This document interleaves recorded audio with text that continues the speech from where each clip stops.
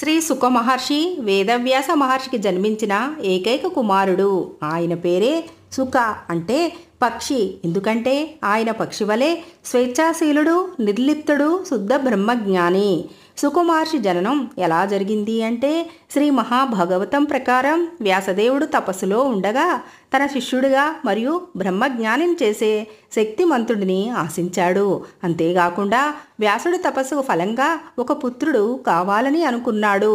తపస్సుతో ఆయనకు సుకుమహర్షి కలిగాడు. సుకుమహర్షి జన్మతోనే పరమ బ్రహ్మజ్ఞాని. జన్మించిన క్షణంలోనే సుకుడు బాహ్య ప్రపంచాన్ని అనుసంధించకుండా పూర్తిగా జ్ఞానాన్ని తప్పించేవాడయ్యాడు. ఆయనకు పట్టాభిషేకం, గృహప్రవేశం, విద్యారంభం అన్నీ మానవిక సంస్కారాలు చెయ్యలేదు. ఎందుకంటే అతడు వాటిని మాయగా భావించాడు. సుకుమహర్షి విశేషతలు ఏమిటి అంటే భాగవత పురాణాన్ని ధర్మరాజు వద్ద చెప్పలేదు, కానీ పరమ భాగవతాన్ని పరీక్షిత్ మహారాజుకు ఉపదేశించాడు. శ్రీమద్ భాగవతాన్ని అర్జునుడికి పౌత్రుడైన పరీక్షిత్తునికి సుకుమహర్షి చెప్పాడు.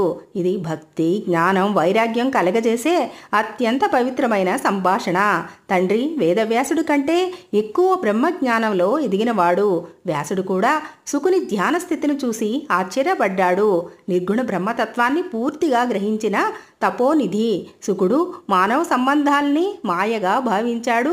పెళ్లి చేసుకోలేదు. సుకుమహర్షిని ఎందుకు గొప్ప ఋషిగా పూజిస్తారు అంటే ఆయన జన్మతోనే జ్ఞాని, శుద్ధ బ్రహ్మనిష్ఠుడై లోకోద్ధారకుడు. ఆయన ఉపదేశించిన భాగవతం చదవడం వల్ల భక్తి, జ్ఞానం, వైరాగ్యం కలుగుతాయి. ఆయన పేరు స్మరణతో మనసు నిర్మలమవుతుంది.